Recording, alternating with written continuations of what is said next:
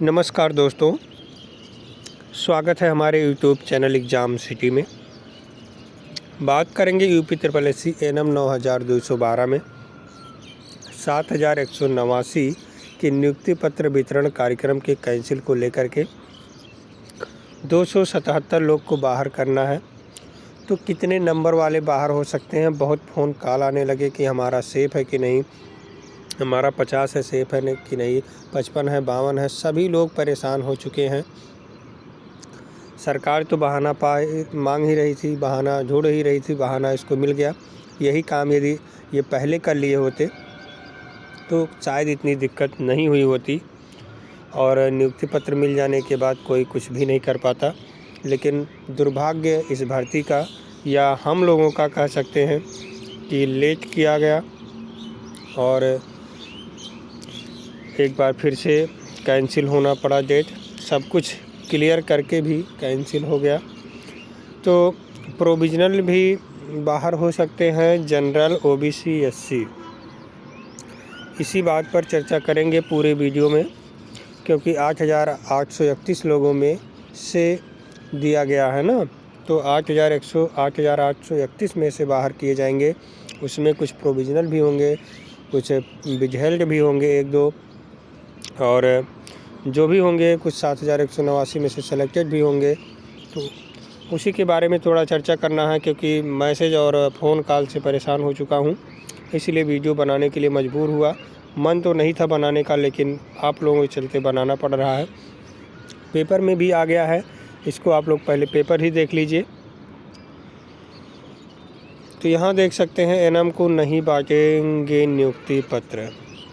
प्रदेश में 7189 नव चयनित स्वास्थ्य कार्यकर्ता महिला यानी एनएम को मंगलवार को नियुक्ति पत्र वितरण का कार्यक्रम अचानक स्थगित कर दिया गया। लोक भवन में इस कार्यक्रम के आयोजन की तैयारियां कर ली गई थी और मुख्यमंत्री योगी आदित्यनाथ के हाथों से जिन 21 चयनित एनएम को नियुक्ति पत्र दिया जाना था वह भी राजधानी पहुंच चुकी थी।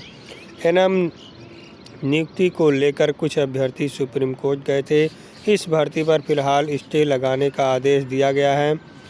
ऐसे में इसकी जानकारी होने के बाद कार्यक्रम को स्थगित कर दिया गया। वैसे वो स्टे नहीं है, स्टे नाम की चीज़ कोई इसमें नहीं है, लेकिन बात यह है कि जो प्रोविज़नल, माफ़ कीजिएगा, जो 277 EWS की सीट बच गई थी, उसको क्या किए थे आयोग वाले, जनरल को दे दिए थे, UR कैटेगरी में कर दिए थे, और वही जाके ये घातक सिद्ध हो गया।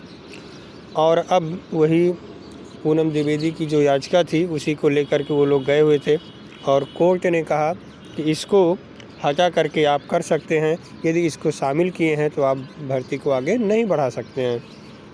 ये है मामला। तो अब जो नोटिस आई है उसमें आप लोगों ने देखा, एक बार फिर से देख लीजिए। यहाँ आप केवल ध्यान दीजिए, अधीनस्थ सेवा चयन आयोग की सूची प्राप्त होने के बाद 6912 उम्मीदवारों को नियुक्ति पत्र प्रदान करने का कार्यक्रम अति शीघ्र, मतलब शीघ्र आयोजित किया जाएगा। तो जब 7189 में से हम 277 घटाते हैं तो ये आ रहा है 6912 आ रहा है, ठीक है। लेकिन ये जो 277 दिया गया है वो 8831 के हिसाब से दिया गया है। 8831 का रिजल्ट निकाला गया था, उसमें दिया गया है इसको। अब उसमें जब दिया गया है, बाद में प्रोविज़नल वालों को थोड़ा बाहर कर दिया गया था।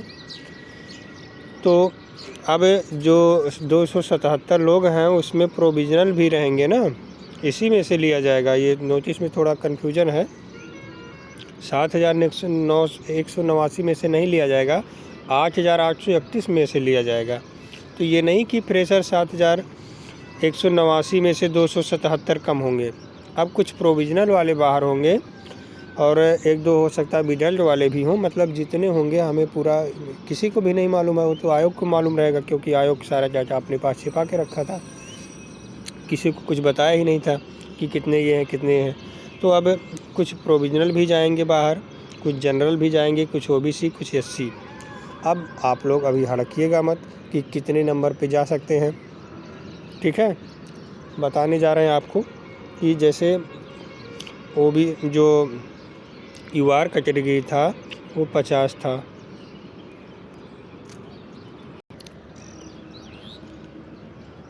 तो 50 नंबर यूआर था, उसमें जन्मतिथि भी लिया गया है 84 तक। और ओबीसी 42 नंबर था, उसमें भी जन्मतिथि लिया गया है। और एससी शायद 35 था। तो अब समझिए बढ़िया से, इसमें 8831 की बात हो रही है। प्रोविजनल भी हैं, जनरल वाले भी, एससी हैं, सब। तो अब ये इसमें से 50 में से 277 निकालेंगे तो जाहिर सी बात है यूआर की मेरिट थोड़ी ज़्यादा जाएगी। मान लेते हैं कि 50 नंबर पर 500 लोग हैं, तो 277 निकलेगा, तो आपका 50.5 भी जा सकता है, 50.6 भी जा सकता है, ऐसे भी जा सकता है।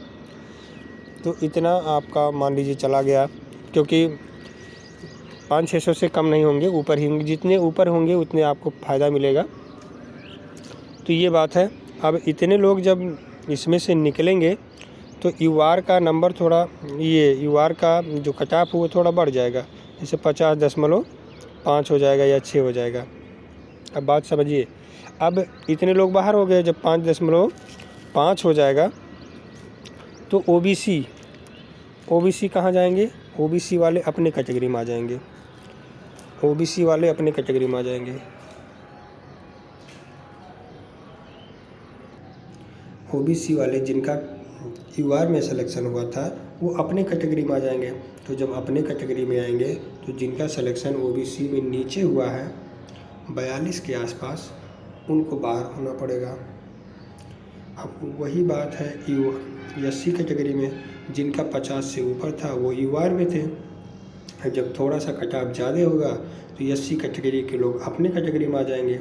तो जब अपने कैटेगरी में आएंगे तो एससी वाले जो 35 के आसपास हैं वो भी बाहर होंगे। एससी वाले थोड़ा 2-4 होंगे, ओबीसी वाले थोड़ा और हो सकते हैं, यूआर वाले ज़्यादा हो सकते हैं। अब इसमें प्रोविजनल भी हैं, तो प्रोविजनल वाले भी बाहर हो सकते हैं, फ्रेशर वाले भी बाहर हो सकते हैं, कोई भी बाहर हो सकता है। लेकिन जब तक कोई रिजल्ट ना आ जाए, मतलब जब तक कोई बदलाव ना हो, ये परिवार कल्याण कर नहीं पाएगा, ये आयोग ही करेगा अपना जो कुछ करना होगा। तो जैसे ही कुछ होता है आप सभी को सूचना दिया जाएगा। बिल्कुल आप लोग परेशान ना हो। अभी तो 50 के ऊपर जितने भी लोग हैं परेशान ना हो, और 50 के नीचे वाले भी परेशान ना हो। पॉइंट में ही बात होगी। तो इसमें प्रोविजनल वालों भी जा सकते हैं और सब जा सकते हैं, फ्रेशर वाले भी। तो 8831 मान करके ये 277 लोगों को दिया गया था, ना कि 7189। तो जो 6912 की बात हो रही है वो कुछ बढ़ सकता है, करीब 7000 के आसपास हो सकता है, ऐसी बात नहीं है। तो आप लोग परेशान बिल्कुल ना रहें। थोड़ा जो डॉक्यूमेंट नहीं बनवाए उसको बनवा लीजिए। हो सकता है आप सभी को 10-12 दिन में कुछ अच्छी खबर देखने के लिए मिले, क्योंकि इसमें लिखा है साफ साफ नोटिस में कि शीघ्र ही आप सभी की ज्वाइनिंग कराई जाएगी, जैसे ही UP-SSC काम को पूरा करके देता है। तो फिलहाल अब पूरा डिपेंड है सब कुछ UP-SSC के ऊपर कि ये निकालेंगे तो किस नियम के आधार पर निकालेंगे, प्रोविजनल वाले कितने हैं, जनरल वाले में OBC SC कितने गए हैं, उसी के अनुसार सबकी मेरिट चेंज होगी। बाकी आप अपनी राय कमेंट बॉक्स में कमेंट कर सकते हैं, क्योंकि सबका दिमाग अलग अलग होता है। आप लोग भी कमेंट करके बताइए किस हिसाब से हो सकता है, हम अपना अनुमान बता दिए कि इस तरह से होगा।